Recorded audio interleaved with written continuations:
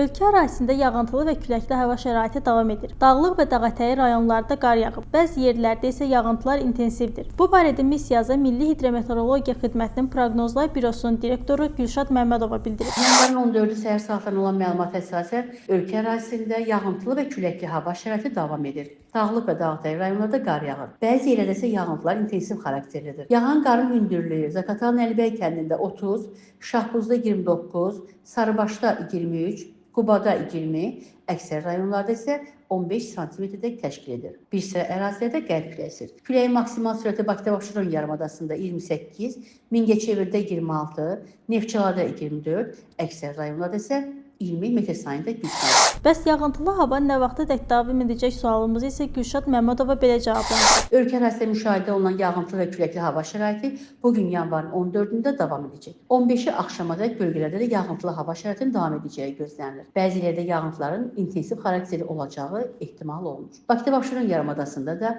15-i günün birinci yarısında fasiləli yağıntılı hava şəraiti müşahidə olunacaq. Axşama doğru yağıntılar tədricən kəsiləcək. Artıq 16-sında Bakıda Abşeron yarımadasında eyni zamanda bölgələrdə hava şəraitinin sabit, əsasən yağmursuz keçəcəyi gözlənilir. Mülayim cənub-qərb küləyi üstünlük təşkil edəcək. Seyranə Quliyeva, Çingiz Abdullayev, Missiya TV.